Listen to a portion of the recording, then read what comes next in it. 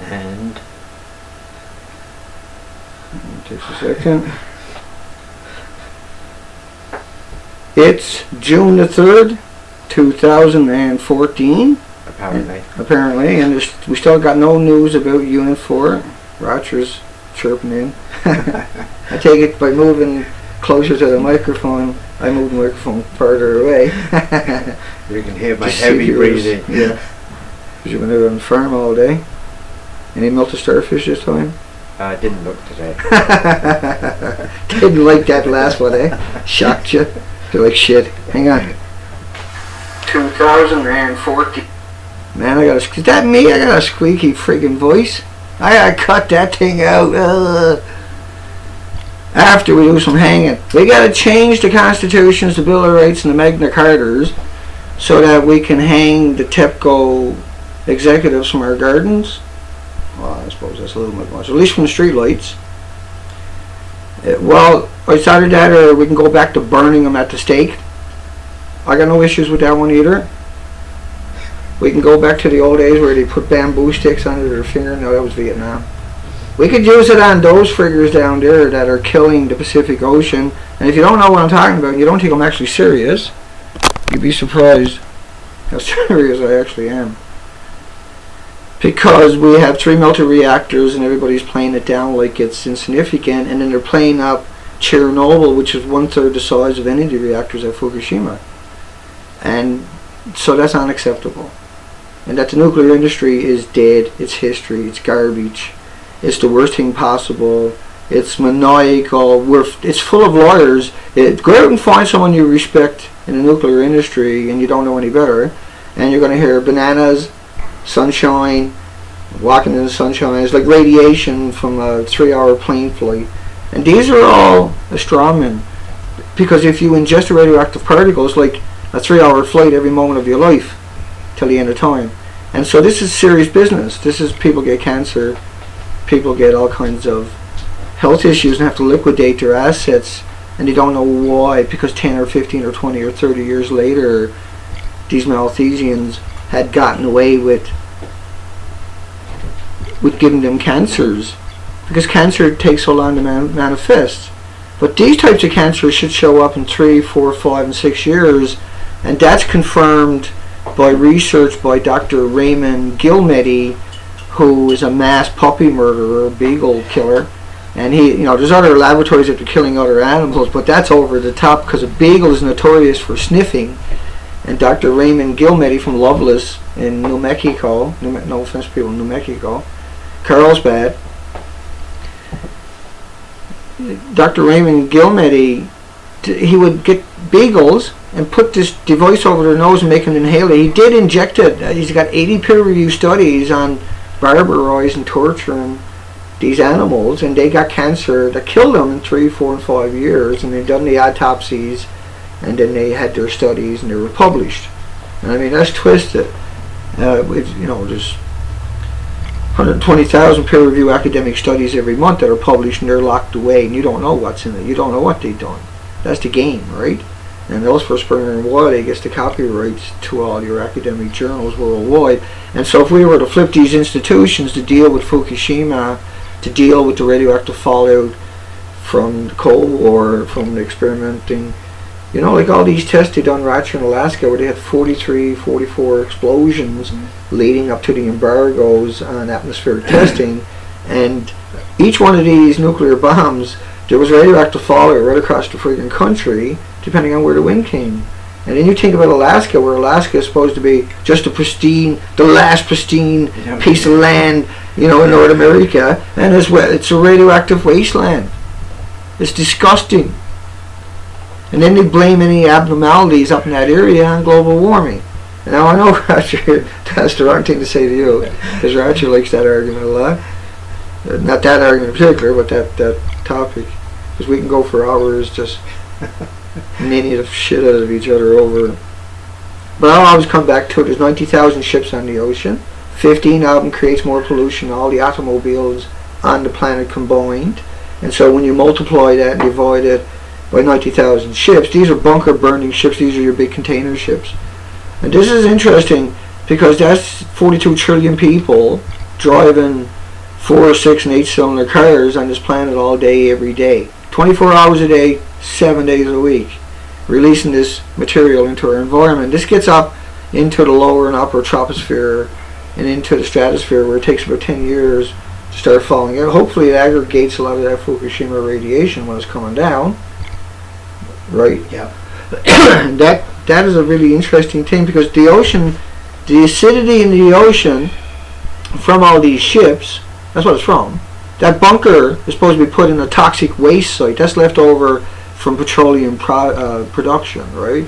Your lawn chairs, your umbrella handles, won't get into the weird stuff, but like, you know, plastic and carpets and everything else, right? It literally is the bottom of the barrel. It's the bottom of the barrel, and it's supposed to be, and always was, and then they decided to let you, and I'm not digressing here from the topic, but because this is important, because this has been going on for many years. 42 trillion people a year putting these pollutants, and we've seen the Trans-Pacific transport of pollutions just from cities and that, how it comes over from the Asian countries to North America and becomes part of the index, right? And I've covered that stuff, and anybody's not familiar with it. So Fukushima, right now, the headlines from Fukushima, and I never even said hi to everybody because it's like 4 days. That computer's not going to work, Roger. You know how hard I tried to get that other computer up and run with the Wirecast. Yeah. Right, 3 days, 3.5 days. I'm just worn out. This has been going on for many years. Whoa! And so we got, I'll come in and say hi to a few people for a few minutes. Anybody got any questions for Roger? Stick it to him. I'm not going to let him off easy. I'll just pick the worst, most demented ones and I'll give it to him.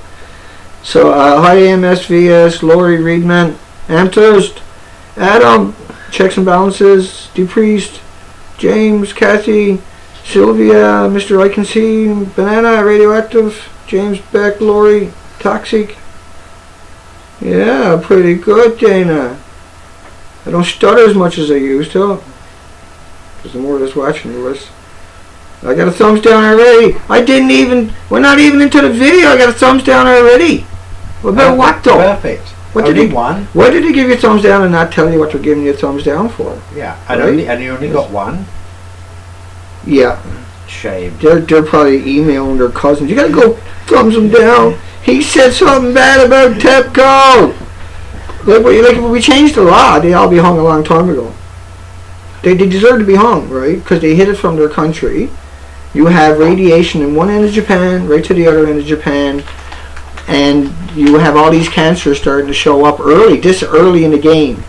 You have 43% of all the kids that went to the Fukushima hospital had high internal doses of radiation. You had, originally in the first month, 1,000 TEPCO employees went to the hospital. Not for something to do, but because they had over 10,000 counts average. That's average. Some of them might have had 100,000 counts of radioactive material in their body. So that would have sequestered in their body. And hi Tracy, Diamond Dog, and I'm back and forth because I've been streaming for a while, so I'd like to say hi to everybody because I've been reading their comments for many months, Roger, and I've gotten to know these people. I understand where they're coming from, and hi Mickey, you know, like Mickey hardly ever misses. Unless Mickey's gonna get a foot knocked off or lose a hand or something like that, he's friggin' here. He's probably got the surgeon in there saying, "You gotta watch the show and let me know what happened when I come out of that coma. I want to know what Dana said about fucking Fukushima." Hi Liz and HD. Thank you, Tracy. Standing Foot, feeling left out. Chris, Ronald. Yeah, it's right. All you can do is watch it. But what I'm talking about is we got all these universities on the planet producing 120,000 academic journals a month, and none of them are about how to solve Fukushima. Not a fucking one of them. Excuse the language. But I'm so tortured with this. Roger knows. I'm obsessed. Is that a good word, Roger? Would that be a proper word? Yeah, obsessed? Yeah. It's 24/7. Trying to work out because we can't trust the media, obvious reasons.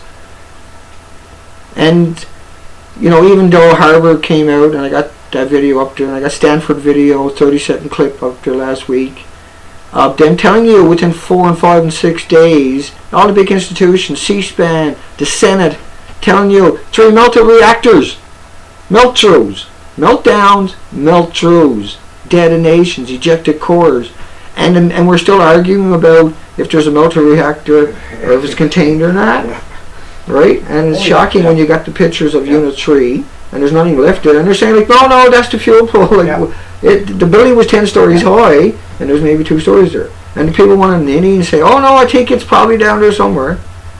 And that's not logical, but the people who don't know any better... Well, if you took somewhere like Sellafield in England... Right, 8 million litres a day. And that went off, into the ocean. They'd have to evacuate... Because they used to make plutonium for... but they'd have to evacuate like a million people easily. Right. Easily. And San Jose went down, they'd have to evacuate 7 million within 50 mile. But a 50 mile is nothing. Oh no. The wind can cover a lot more than 50 miles in a day, right? 50 miles is a joke. And because if it's hemorrhaging out there and it doesn't stop, like if it's just like a little puff, like a fire extinguisher, blow off the whole fire extinguisher and then follow it. It was like St. Paddy's Day where you dumped it in the river and it went down river and it dissipated and then fuck it was gone. Yeah. This is St. Paddy's Day on super steroids. It's maniacal because nothing on the planet can deal with it, right? And so it's hemorrhaging 1,440 minutes a day, many St. Paddy's Days every minute. So we need all of our universities.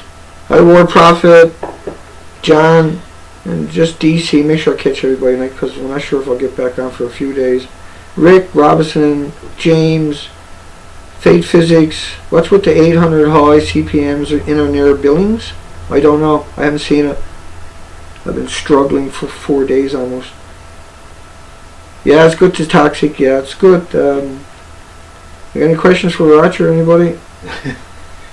Roger's a mussel farmer here in British Columbia, and he found melted starfish the other day. Now that don't mean fuck all. Excuse language. But, you know, I have 14 years as a commercial diver. I've never seen many, so the fact that Roger's seen a couple, to me, is significant. Jason picked up rocks, and when he banged them, all the snails fell off it. Now, something as a diver I'm familiar with is just the enormity of snails in the ocean. It's extraordinary. Yeah. And we've had lots of rocks come up, and we threw the rocks back because the fish plant won't buy the rocks. So the tenders will pick the rocks out of the bags and throw them back when we're harvesting foods. And the snails would still be on them, right? Yeah. Snails don't come off. Yeah, easily. No, and you never see like the rocks clean off. You see every rock is covered. When there's snails, everything is covered or not. Yeah. There's either no snails, or if there's any one snail, there's a trillion in a couple of meters. And I'm not kidding you. You've never seen anything like it if you never experienced it yourselves. Chris Burden, Johnny K, Cat, Wanna Be Live 24, Nuts for Art, Liz Hound. Let me catch anybody whacking at Roger here tonight. I'm stopping the comments, so if I haven't kind of... Not that he's bad or nothing, but I'm not saying anything. Roger's good, make no mistake, he knows. That's why I'm saying, is there any questions for Roger? He'll put up a good fight. And if he's losing, he gets on his back and kicks like a cockroach. No! That's a lie. No, because you have a history in the media already. No retreat. As a printer, right? No retreat. No retreat. That's right, yeah. The paper must be printed on time. Hi, Bob. Hi, Roger. See, there you go, Bob. Bob said hi, Roger. Yeah, what will you do if you find all your starfish melted? Nothing, actually. Will you tell Dana? Probably. Get a Twitter account. We'll follow you. Keep your eye on the starfish. Hang them, then stuff them with bananas and kitty litter. Right on, James Beck. Starfish are my enemy anyway. Starfish is his mortal enemy. Just want to see melted limbs. You know, we should have a little game where we pin the starfish leg back on the starfish. See if people would get it out there for kids and stuff like that. Everybody, come on, Timmy, spin the leg back. You put the blindfold on. You got the little starfish leg. It's melting, but it's melting in my head. It's okay, Timmy. Pin it back on the starfish. Just be quick. You know, I shouldn't blame TEPCO, right? Because TEPCO, you got to think about enormity of what kind of stress they're under all the time.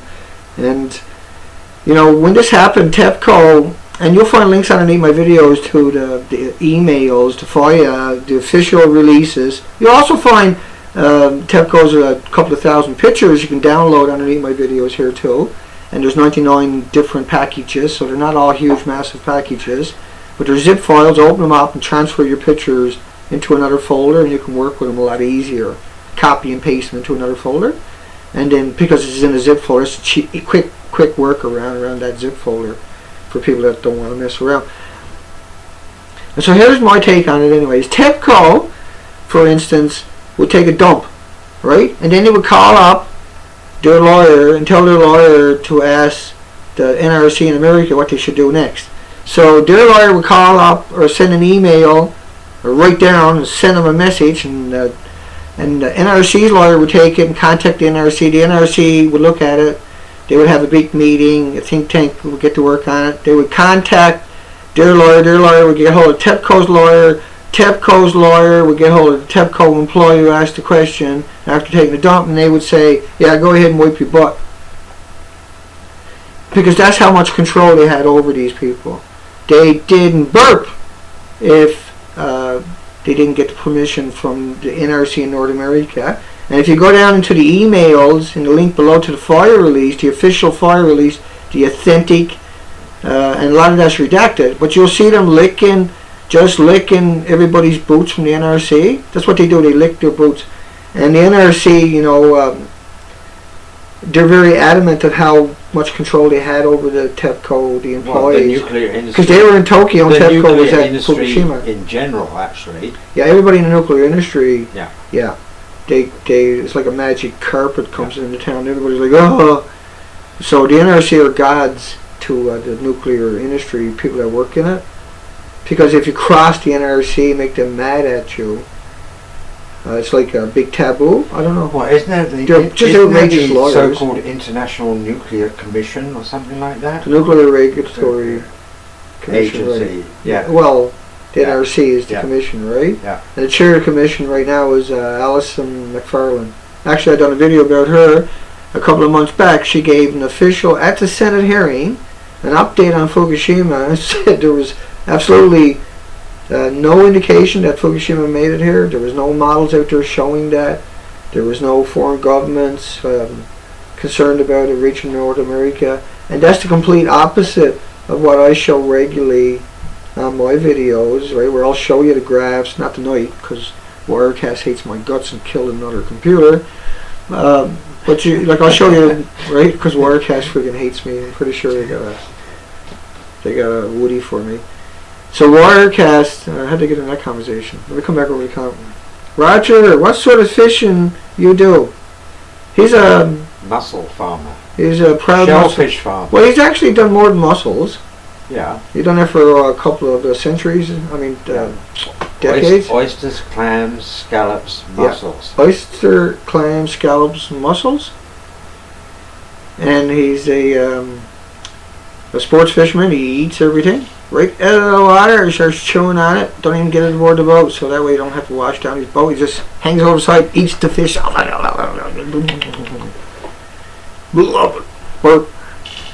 And do you skin them out there in the water and debone them and gut them out there and throw it and leave it there and sometimes for the gods, for Buddha or something? Yeah.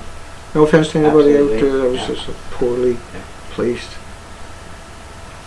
That's what I always done, right? Yeah. I used to crack the scallops on the ocean floor, right? Hit it with a rock and smack it open, and then take a piece of the scallop shelf and tear it off, and scratch out the meat and all the guts and all that. Yeah. Take the regulator in my mouth, boom, start chomping down. And even when I had Pegasus a full face on, I was doing it. And when I was wearing communications and everything else, I used to just come up every tank and bring up a whole bunch of scallops with me. Oh, I'm changing tanks. But I done the air hose for 6 years, so I do 6 hours on the ocean floor. I wouldn't come up for 6 hours, and so I really liked it. And that's why I am the way I am, because the ocean is, to me, right? Just the most amazing thing imaginable. And to see all that annihilated and people don't actually understand what that gift is. Stanleyfoot says, say hi, Roger. And, we've seen the pelican die-offs. DC Boo sends you kisses and hugs. Roger. Cat's Alive says, Johnny, try DCA for your cat. You can see links down below it. See a compound chemist, pharmacist. You'll find one of them in every town, big town will have a compound chemist where they can make pharmacy right on the spot. It's an easy process to make the DCA, but you need a laboratory, right, for purity. Yeah. Make sure you don't get any contaminants left over or whatever. But it's a natural mineral, and it's really good for cancer. It's extraordinary. Reduced all tumors by 70% in studies that were repeated. And so that's as good as it gets. As for hope-wise, we've never seen anything that pronounced that. Get up in mainstream media, get repeated in studies, and then peer-reviewed on top of that, and still show up to be true, is extraordinary. Yeah, and then it disappeared off the map again. Right. And that study's been around since, I think, 2004. And in 2013, a movie came out on, and you can find it up on Netflix. I watched it there, called The Cure. And it's about a laboratory where this laboratory had a cure for cancer all along. And I don't want to give the whole story away, but basically, which doesn't take long to find what the cure is, was GCA. Right? She escapes, but then she gets killed. And that was the cure for cancer. And what we've seen in the studies was it reduced all tumors by 70% in 3 weeks. That's incredible. I mean, anybody that's concerned, and people should be, about Fukushima and are, then that's some hope for them, right? That you can deal with what's coming, because that's what radiation does. It does many other things to you, right?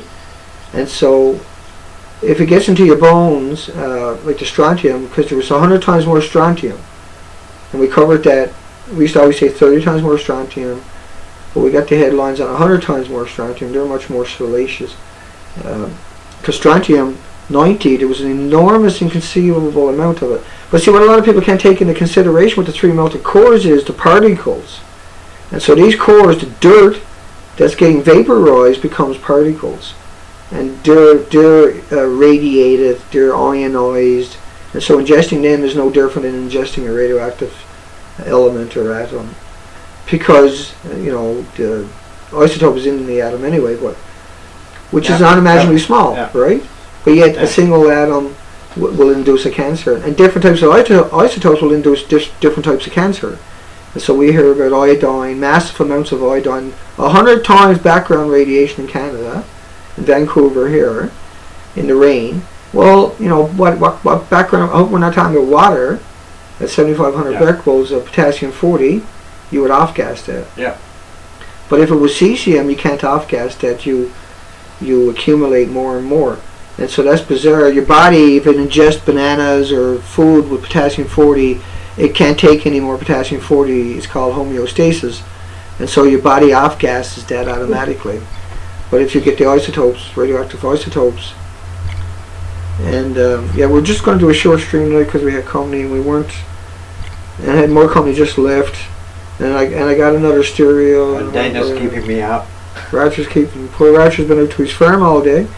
And somebody had a message for you, Roger. Let me see if I can catch you. Roger, are fishermen getting sick? Radioactive banana? No more than anybody else in the population. Not that we know of, Roger said. Lunar Legion. I understand why Roger wishes to remain hidden. No, he's that's as far as from getting shot as you can get, but I mean, you've been a businnisman all your life. Why should I wish to? You should be able to discuss it freely, because that affects your livelihood on a non-imaginable scale. Because it's not, like I hounded you many times before, was that it washes out to the coastline, right? Yeah. When it rains out, that washes down to the shoreline. And that's where you were to. It's a beautiful spot you have out there. That's a lot of work you put in. An amazing amount of. I think. Quality work. I can say of all the people I know around, there's probably more people dying of cancer-related things over the last 30 years. Well, I'll bring it up because it's not, Your partner dropped. But he had a heart attack. Right, and cesium goes right into the heart. And he lived on the ocean, out there, right on the ocean. No. And so you can't say, because you don't know, and they didn't do an autopsy, they didn't look for cesium. That was absolutely I'm not saying that cesium killed him. I'm sorry. Nice try. I'm not saying that. No, but, because I know it is difficult. But I mean, you know, that goes into the equation that he did die of a heart attack. And Terry's brother, he died of a heart attack here during the big releases. But there was 20,000 people in North America. He didn't actually die of a heart attack. No? No, he had open heart surgery a couple of years before that. I remember that. It wasn't. It's one of his major arteries plugged. No, it popped. It popped. Yeah. So he had an embolism. Yeah. That's good. That can kill you fast. So because his heart was really healthy. So. Yeah. I mean, he was a marine biologist for all his life. He was from France, right? Yeah. He was a very nice man. Very big man too, wasn't he? He was a big man. Yeah.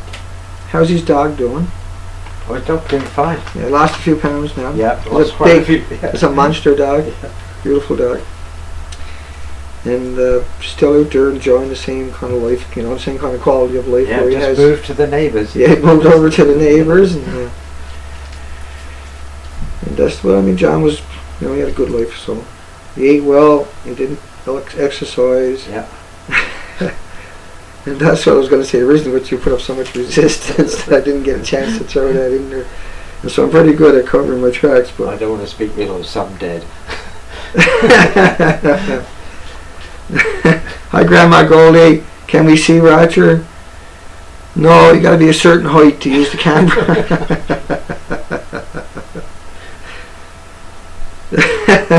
That's just being plain rude, Roger. And I do that just from badness, right? I'm taller than you are anyway.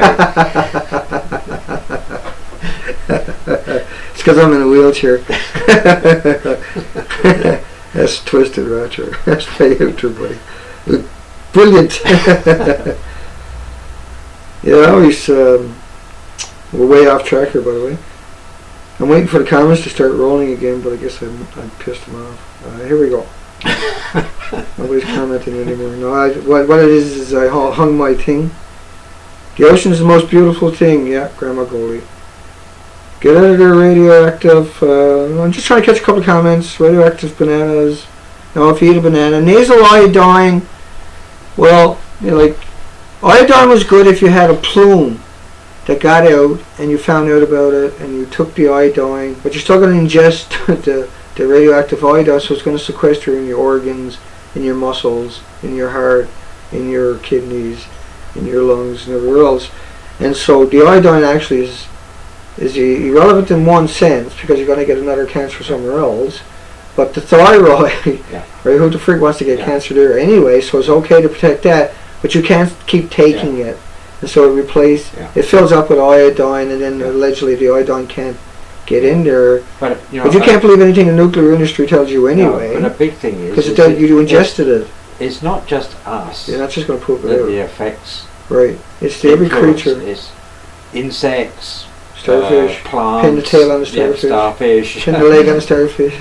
That's a good game because you got all kinds of legs on the starfish, and so if they drop off, that's better for the game because more people can play pin the leg on at one time, right? So melting starfish is actually a good thing. See, I should work for PR firm, right? That's pretty good. You got to admit, that's pretty. Well, how many years? I'm not patenting that one. Pin the tail. How many years now? Pin the leg on the starfish. Studying Chernobyl. Yeah, the wildlife. They studied everything except for the humans. No, but how long have they been studying the wildlife? Well, there was 40,000 studies. Yeah, I think it was, or 60,000 studies. They're ongoing, and most of them have been translated now into English, legible English, and so studies on the studies have been done, and they showed the wildlife has disappeared, and that there's proliferation of spiders because there's less birds. Yeah. And there's a proliferation of even cockroaches are affected, but not a proliferation, rather there's mass die-off. And so there are animals that are going to track through that 3,500 square kilometers exclusion zone with extraordinarily, and all they talk about is, it's got so many becquerels a square meter of cesium, but what about the uranium, what about the plutonium, what about the strontium, the americium, the neptunium, and what about all these a couple of thousand radioactive elements. Yeah. A lot of them got a short life, but a lot of them got a long life. Like iodine-131 got an 8-day half-life, which is always times 10, by the way. But iodine-129 got a 15 million year half-life, and for every 3 iodine-131, the fourth one is an iodine-129, which got a 15 million year half-life times 10. And so by calling it a half-life, because it decays and that explained to you that a half-life rule of thumb is times 10. So if it's an 8-day half-life, you have to worry about it for 80 days. But then they don't tell you that it traveled with 132 iodine-131, and that would have been 10 times more, because that's how it's created. And that there would have been 30 times more iodine-133, and that there would have been, if you had 20 million becquerels of iodine, 20 million becquerels of iodine in your rainwater in California, in a liter of rainwater, in a liter. You buy liters at the pop shop all the time, right? And so that was 20 million, so 5 million, theoretically at least, would have been iodine-129, which they didn't mention. And then they say, well, it's only got an 8-day half-life. And that's what I'm just trying to convey to you, is that they lie on a maniacal scale. I mean, they have a couple of thousand PR firms that are dedicated to coming out no matter what's going on and getting into the debate and saying it's like walking in the sunshine, or that is like taking an airplane flight, or it's like getting in a background, or they always use the word background. Well, background, everything on the planet is acclimated to it. It's normal, it's insignificant, it's stupid, it's indigenous, and everything. Like a banana is not going to mutate a fruit fly, right? You're not going to leave your bananas there and you have these big fruit flies going around, right, trying to lug away the cat or something, right? Just banging into the window and cracking mirrors and everything in your house all the time. You these big fucking mutated fruit flies. Yeah. Hey! Starting talking English like little Mexican fruit flies. Because bananas are so freaking radioactive, the only way a banana can hurt you is if I catch up to some of you in the industry and fill you up with bananas. With those things you put down in the cannons where you stuff the bullets and the shrapnel and the wad and everything. You get this big stick with a cloth and you pack it all down to the cannon. Well, I'm going to put bananas down the nuclear industry's throats. Either that or it's banana butt plugs. Banana butt plugs. Don't give them any ideas, Roger. There's people out there in the industry right now. It's like, why didn't I think of that? We can pay little happy TEPCO employees' faces on it. It'll be a big hit at the parties. Everybody is Roger. Let me see. Sad your kidney doctor. I'm just trying to catch any comments coming in. And Roger, sorry, but there we go. Keep going. Now I didn't cover much because me and Roger are just. I don't remember. It's like I got amnesia all of a sudden. So let's cover some late news that just showed up. For a bit of fun. Drastic plunge in the baby California pelicans. That's probably from like McDonald's, people throwing wrappers away and they're killing all the pelicans. That can't be radiation. Fukushima radiation can't make it over here. They only had 20 million becquerels of cesium or iodine-131 in the rainwater. Well, I thought I just read the ocean is filling up. The last couple of days. I'll explain that in a second. Go ahead, Roger. I'll come back to that in a second. Around Newfoundland, like a lot of the puffin population is dying off too. You take that back. No.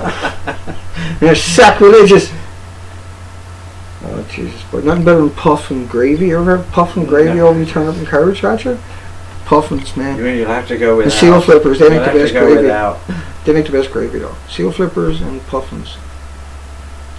4 and 20 blackbirds for baked in a pie. Blackbirds are yum. You got to eat 2. And squirrels. And squirrels, yeah. Well, squirrels for picking your teeth after. Yeah. So there's a whole bunch of studies, multiple study areas. The bottom dropped out. Now during the El Nino and stuff like that, Lionel and all these other weird La Nina, sun El pattern. Nino. Yeah. Thank you for being there and correcting that, Roger. El Nino. No. I just messed you up on purpose. La Nina. El Nina? Yeah. And the El Nino. El Nino. El Nino.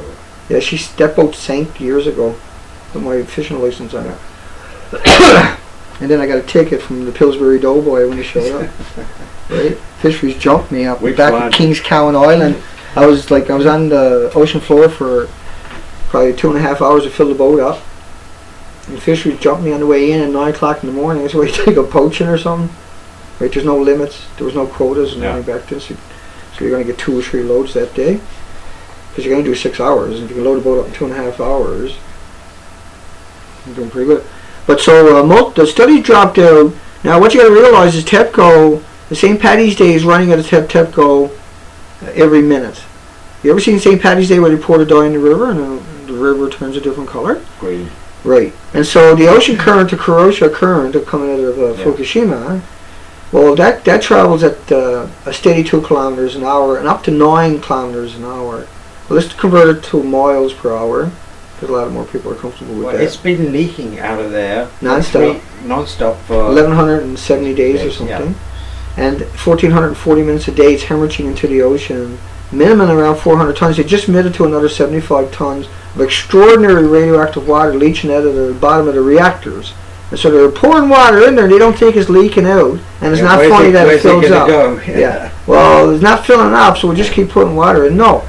They have to pour water in the reactors permanently over the hot coriums and the fissionable products, and so that's picking up all kinds of radioactive particles, which are just as important because they're atomized, they're ionized and radiated too, right? And so and then you got all the isotopes, and that's the salt water creates this sulfur peroxide buckyball, and you'll find a link below about that, and that's not solutable in water. And there's a mass amount of that. And you're suiting up for a long ride home. Get your little scooter all charged up. Yeah, that little thing kicks ass, man. That's a brilliant little bike, eh? That's the job. Yeah. Well, it's got the disc brakes. It's got a real motorcycle frame. Yeah. It's electric. Well, sort of. It's not really. Well, it's a scooter. It's a sturdy frame. Yeah.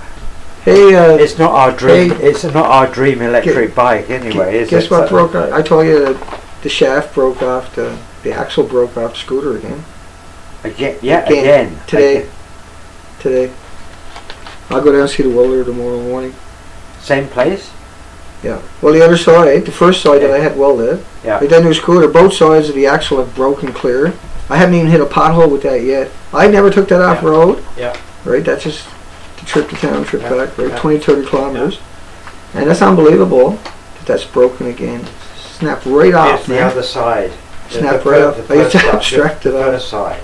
The first side that I had welded last week. You only had one piece welded on it, right?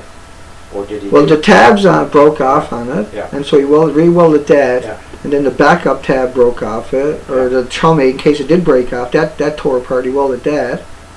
And then a couple of days later, the other side was broke off, and so we just the hell with it. We never even bothered because the tabs were both broken off, so we just welded it all together, so the whole bearing was welded. We digress. I'll get back on track. That's what the other side means.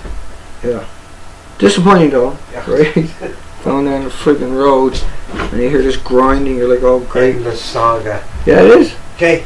Okay, Roger. Have a good day. Night. Bye, everyone. Good night, everyone. Roger says, and I'm gonna head off to her soon. That's okay, Roger. Thank you. Take care, buddy. Just go up the road, take a right, follow it all the way to that house you've been living into for a couple of decades. You'll see it after about 25 minutes. He usually tells me to piss off when he does stuff. I usually goes up and points to him and says at the last second, hey, Roger, hang on. Yeah, just go up the road, take a right, and you're on the highway, and follow it all the way to your house. You'll get home then. That drives him crazy. Oh. Okay, so long story short, was it attacked that time? Everything's falling apart. So the other computer's down. I'm having a rough time staying on track tonight. We'll come over and try to catch a couple more comments. I'm just going to go back to the bottom dropped out from 1,000 to 10 or less pelicans born. It's very significant. Just these multiple study areas, decimation of the pelicans. That's because the sardines have went missing, and also because the anchovies have went missing. And you know, the radiation is coming out of Fukushima. It's about 50 square miles a day. And these radionuclides are going to work their way right around the ocean and right back to Japan. They're getting picked up in rainstorms, brought in, and dropped into your rivers, your lakes, your streams, your estuaries, your farms, your communities, your playgrounds, your gardens. your materials, your homes. And you live in a radiated world, and you're going to have to get used to that, and you're going to have to learn to deal with it. And that's sad and twisted and just totally, it's unthinkable that these elements don't exist in our solar system. These man-made radioactive materials are not from, you won't find them on the moon or on Mars or on Saturn. They're man-made. Now you might find them on Mars because one of the rovers they sent up there had 72 pounds of plutonium on board of it for fuel. And that is totally unacceptable. And there was a lot of controversy. It was a controversy for a long time in the media on top of that, and he's still done it. And there is no controlling these. They just come out and lie. So nuclear apologists, and there's thousands of these corporations. Every mainstream media host out there is a lobbyist of some type or another. They're a PR person, and if you go look up their history, you'll find they have all kinds of degrees and certifications for PR. They're all extraordinarily talented for doing that. That's their job, is to prop up the corporation that is buying advertisement for TV and the radio stations and the cable networks. And they also have an agenda, a bigoted, biased, racist, prejudice agenda from the owners and from the establishment itself. And that you won't see politicians up on BBC, but you'll see him up on CBC, you'll see him up on, not CBC, you'll see him up on, and you will sometimes, but like you won't see John McCain, for instance, up on the BBC, like he is up on Fox News, or he's just up on CNN. And they get so much latitude where nobody calls bullshit, because they're afraid they won't come back on the show. Well, that should tell you that they're useless, that they're hopeless. So if they're going to give you something like Fear and Balance, how can you do that if you're worried about offending them and then you might not come back on your show? And how can you ever get to the truth when you think that way?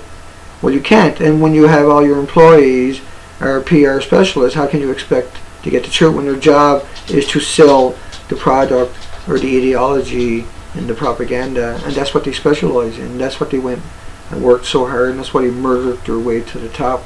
And then they stab people in the back just to keep the job and the Twitter account.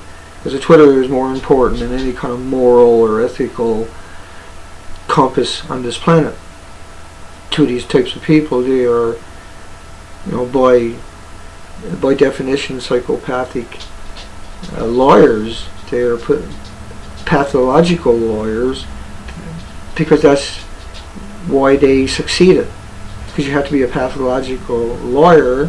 And how do I disguise the bad part about this? So when you take a job and you compromise your moral or any kind of integrity, and the thing about the media is you record that and you put that out there. And as we look in retrospective at it and understanding what we know now and we didn't know then because you kept us in the dark, and now the internet has, become a lighthouse for people who want to go out and research it. It's easy to say, okay, well, a banana actually got nothing to do with this. It's not in E equals MC squared anywhere. It doesn't say, put a banana in there, or we need some sunshine. You can't, if sunshine radiation was 100 times background level, imagine, you wouldn't be able to leave your house ever. Right? That would be the ozone was gone completely, and sunshine would be 100 times background. But no, you'd be letting in the actual, a different type of radiation. And our system is not designed to deal with any radiation, only the normal background radiation is already on this planet, like the potassium-40, like the normal insignificant. And because they named things the way they did to confuse you, and then change the way they count it, the way they record it, the way they measure it so many times in increments over decades, it's very hard to shift through the conversation. And Fukushima has 3 melter reactors going into the ocean every day. It's 50 square miles. In 3 years, that's 1.8 million square miles. This is picked up and re-dropped. The radioactive isotope, and it's full of it. You put it in a glass of water, salt water. That's phytoplankton. There's around 75 million, 100 million phytoplankton in a glass of salt water. Just a normal glass of salt water. Well, that's the basis of the food chain and the basis of the oxygen. And that isotope will kill everything in that glass. The trillions of other creatures, the billions anyway of other creatures in that glass, because it's not just phytoplankton, 100 million that's in a glass of salt water, but it's billions of other creatures. And these are the bases of the food chain. And so the collapse of the anchovies is based directly upon, we never got one in British Columbia, 400 boats, was it? Licenses, never got a single anchovy. And the sardines collapsed. And so then the birds got nothing. The migratory animals, which are based upon millenniums of routes where the fish and the migratory pattern coexist. I remember way back before there was cable TV, long back, when it was only 8-track players at best, right, for mobile music. That was a big thing back then. And the sky would be black for 3 days on the ocean with birds. Birds would land on the roof of your boat. Birds were grabbing onto your gear. Birds were landing on your deck, landing on your roof, landing on your bow. The sky, and I'm not kidding you, the sky would be black. Everywhere you looked, millions and millions of different types of birds chasing the migratory creatures. And these were everything from, the smallest to big animals were migratory. And so, you were getting the porpoise, you were getting the tuna, sunfish, you were getting all the whales, sharks. It was a very interesting time when you would see 8,000 whales every day. You would slow your boat down, and I've done that. I can't even begin to count how many times I've done that, because there's so many whales. I have to slow the boat down, because if we don't want to hit them, be on the North Atlantic and be stranded. You got to realize I grew up in a place that still has no cars, and life was by the ocean. And so I would stand at the age of 13, every day, 3 o'clock in the morning, we hit around the ocean. I stand on the back of a boat, and I would throw 3, 4, 5,000 hooks over the back of that boat. By hand, there's a hook every 6 feet. It's tied onto the ground line on the North Atlantic ground swells, where the ground swells never stop. And so I'm just telling you all this because that's why I fight so hard, is I understand the ocean. I've been doing it my entire life. And 14 years as a commercial diver, and seeing an entire different universe that I had no idea existed in Canada. Not only in the British Columbia, but I dove the East Coast extensively. I used to dive under the ice for 3, 4, 5 months a year. I understand it so well. There's probably 10 ports in Canada that I never tied a boat up to. And I've been a skipper of over 15 commercial operation boats. I ran big fleets. I've ran barges with up to 10 boats tied up to it, and I run all those. I organize everything on top of that. I do 6 hours a day on the ocean floor, 2 marathons on the human body every day. And I'm just telling you that, I'm not blowing my whistle. If I was going to blow my whistle, it would take me like 12 hours to even come close to explain to you the things that I've done in that industry. I'm not kidding you. That's how long and how much I had done. 315 days a year. I can tell you horror stories about diving, I think non-stop, probably for months, that if I put my mind to it, of just outrageous, not outrageous, but just outright madness that have taken place on the ocean. And I'm saving it for my books, for my, extreme. I'm doing a series of books on diving, from diving to the tender, to beginning diver, all the way up to the extreme diver, all the way up to what's possible and what's not possible, and to the madness that shouldn't have happened in the first place. And that'll be, it's necessary because the history has to be recorded. And I think, now that, we're one of the last generations who ever do anything like that, because the ocean is so polluted, from 50 square miles a day hemorrhaging into the ocean. That's not going to go away. That destroys life. Now, you think about these radioactive isotopes, these elements, these particles, they go down, if they're 1/10,000 of millionth of a meter, they go down to the ocean floor, they come back up. That's the circulation of the ocean, brings up, the cold water brings up nutrients from the ocean floor to feed the phytoplankton, the bases of the food chain at the surface. And so the radioactive elements are much smaller than the nutrients, and so they're going to be brought up too. You take a big, like you take a big bowl and you put different sized balls in there, right? And if you put really light stuff in there, that'll also show up at the top, but the big balls will show up, right, which is the nutrients. But these elements will cling to the nutrients, right, because they're electrically charged. They'll cling to the particles that are coming back up because they're on top of it. They're not going to shift their way down. Some will, but a very tiny percentage. And so TEPCO has this habit also I wanted to touch on. With Unit 4, they have a structure that they say, the apologists in the comment sections, you'll see them talking about how they got the structure to Unit 4 to support it. That doesn't touch Unit 4. Unit 4 could fall, and that building, that structure will be sitting there just like it was, because it's not touching Unit 4. It's not dependent upon Unit 4. It's independent of Unit 4. They haven't even got the equipment in there yet. But they're right there in the comment section see we got the structure there to support Unit 4. Built around it. You go looking for those pictures, you'll see it. But if you actually go read about that structure, you'll find out the structure does not touch the building anywhere, so how could it support the structure?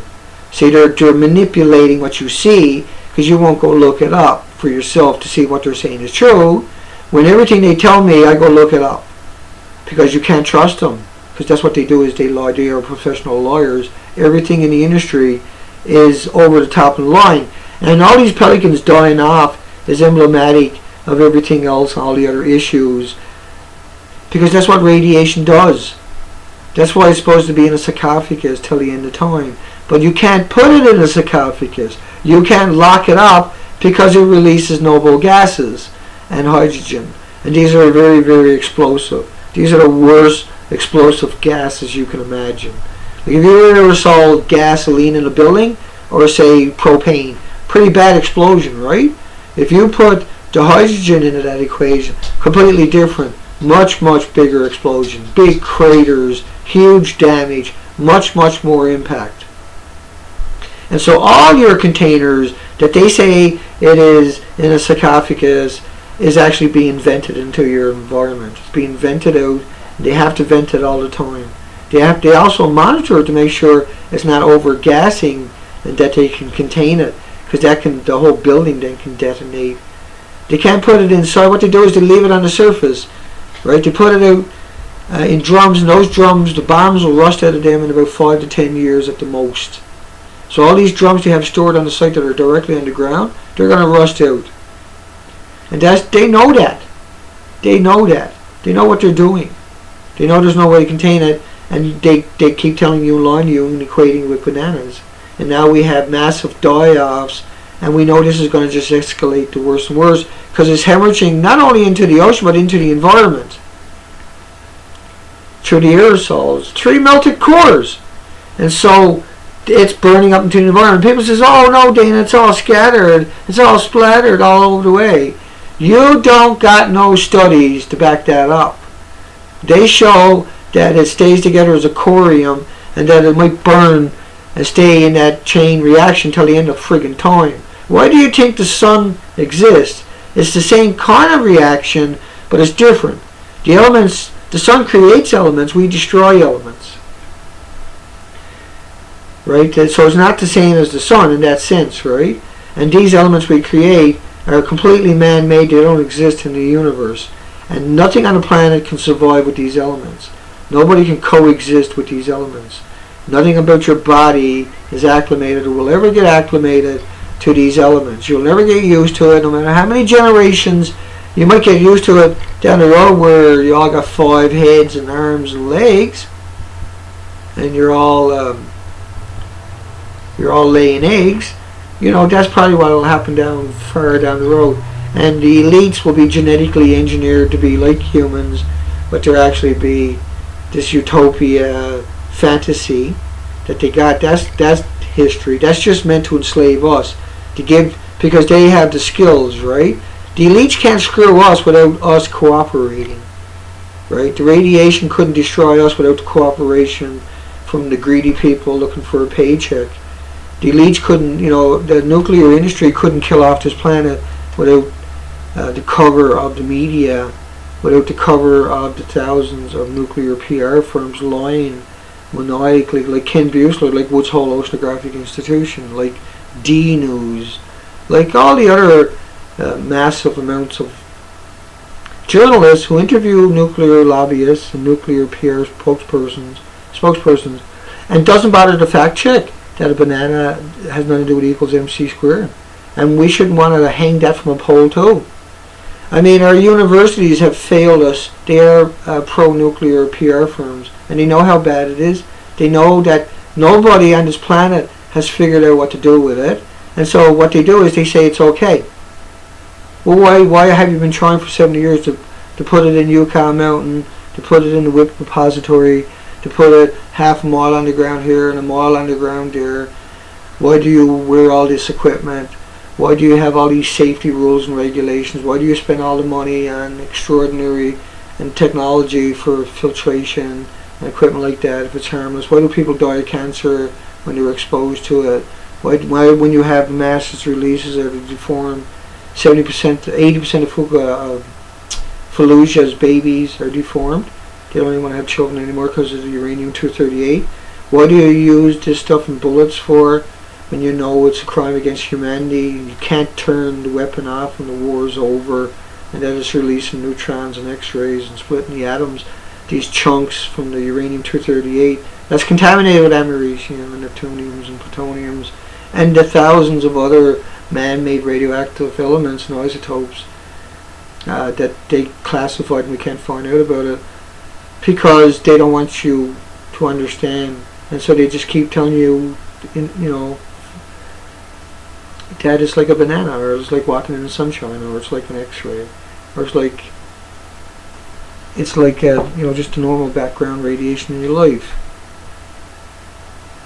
And when it's nothing like that, and when everybody knows how bad this is, and when it's controlled, they talk about dirty bombs, yet they fire 2 million rounds a month in Afghanistan from McAllister's bomb manufacturer in McAllister, Oklahoma, and all they make is uranium-238. Dirty bombs. It's dirty bombs. Every one of those bullets, 2 million bullets a month they fired in Iraq, out of the 5 million, half of them, 2.5 million, were McAllister's bomb manufacturing dirty bombs. And yet they terrorize you and tell you, you got to give up all your freedom, because Al-Qaeda, the 11,000 Al-Qaeda that was there pre-9/11, 11,000. 5 million orphans in Afghanistan, 2 million widows in Iraq, millions missing, millions in refugee camps, a couple of million dead, millions disabled, maimed, missing limbs, displaced. Then you sprayed the whole country with uranium so to water the farmland. And you've done that on 4 continents. And you rah your nationalism, your patriotism, that you're American at the football game and the baseball game, and that Jeopardy makes you smart, or Fox would make you smart, when you got over 120,000 academic journals produced every month in your universities, your institutions that you paid for, and you have no fucking idea what real news is. You have no concept. You think that a celebrity somehow is a rah-rah, is worth supporting this corporate personhood that we have evolved into from the slavery laws. Slavery laws were created to free, and oppress people from a tyrannical government, and now it's being used by corporations to oppress the sovereign people. Justice Hugo Black in 1939 wrote eloquent dissent of how absurd it was that a law created to free black people, to give them the same rights as everybody else, is being used by corporations. Corporations have personhood, human rights, because of the slavery law. They piggybacked off that in increments over decades with corporate lawyers. Now they have human rights, and that's why we can't deal with them. That's why we can't touch them. That's why we can't surprise inspect them. And that's why we can't hold them accountable. When they used to run on charters, and if a company was bad or polluting or abusive, you could just pull their charter, put them in jail, sell their corporation to pay restitution, and to fix the land and everything else, and pay off any outstanding bills, and that's somebody else filled the spot up that wasn't evil or twisted and demented and maniacal. And so a charter was a good thing, right? And you were able to go to court and say, okay, well, the community actually is coming after me for no reason. That can be proven. But when you have corporate personhood, that means you take their money and put it in offshore accounts. And so Starbucks and McDonald's and Walmart invade your community. There goes every single mom and pop operation in your community. The corporations put their money in offshore accounts. There's no mom and pop spending taxes, gaining taxes, and everything else. But what ends up happening is your community has to cannibalize you because it doesn't have the corporation. It was never meant to give you taxes. It was always meant to only exist. The government was only meant to exist to tax the corporation. That way it didn't get too big, it didn't become obtrusive, it didn't become obnoxious, it didn't become corporate personhood and tyrannical. Because even your governments are registered somewhere else as a corporation. And so I got off topic. I apologize. Some nights I do that. But that's a good little lesson for anybody that happened in on the video. We had kind of a weird one tonight. After 4 days of fighting to get back online. You wouldn't believe what I went through just to get online with this tonight. And hopefully tomorrow night will be a little easier. Because the show must go on, right? And I'll be more articulate. I'll have my notes together tomorrow night. Strontium reaches 500 billion becquerels a cubic meter. Something the size of your table. 500 billion becquerels. Strontium-90 in a cubic meter. It's the most frightening thing imaginable. Fukushima. Going into the ocean all day, every day. Just from one little spot. Just from one reactor basement. Remember, the earthquake picked these things up and broke their basements. Remember, these places all detonated. Remember, there's no integrity left in these buildings whatsoever. Remember, the radiation would destroy a brand new building. If you had a melted reactor and it didn't detonate, the radiation would destroy the building, an earthquake could knock it down because the integrity of the building was corrupted. And we've seen that with metals where they're contaminated. Not only they have to be removed, because like in the helicopters and stuff like that, the U.S. Ronald Reagan had to remove 12 engines. And they were quoted as saying because, not only because of radiation, but because of the integrity of the metal is more stressed and shows up sooner in airplanes because of the material they're using. And so it's a well-known effect of how radiation destroys metal. It's really twisted. But a drastic plunge in baby California pelicans. Now that might not just be Fukushima. Remember, off California, back in the 50s and 60s and 70s even, they were still dumping 45-gallon drums, and they estimated there's around 47,500 45-gallon drums in salt water. So they're 50% or more is compromised of serious nuclear waste. Vicious, most twisted nuclear waste you can imagine. And the NRC tells you in your meetings and stuff like that, when you try to hold them accountable in community meetings or wherever, oh no, we got it all in a sarcophagus. And there's not a university on the planet can build a sarcophagus to put it into. And so you have been lied to from day one. You have been lied to at an unbelievable pace with thousands of companies out there, and they target every media you know out there. When they're going to do a story about radiation, they contact a PR firm and say, hey, do you want to buy some time on our radiation story? And they say, yeah, well, you bet. Has Ken Buechler got your book yet? No? Okay, we want in. Because Ken Buechler is one of the worst people. He's going to go down in history from Woods Hole Oceanographic Institution as one of the most dirtiest people imaginable. He's going to be worse. He's going to be more revolted than Jimmy Savile. He's absolutely a demented human. He lies at a phenomenal rate. He travels around the globe. He gets unimaginable exposure. Everything on the planet that is popular has carried him and refers to him. And because they're all one and the same, right? They all work to enhance each other synergistically. They spend their entire life trying to keep the story exactly the same, because if one comes out and tells you a different story, you're going to have an aha moment.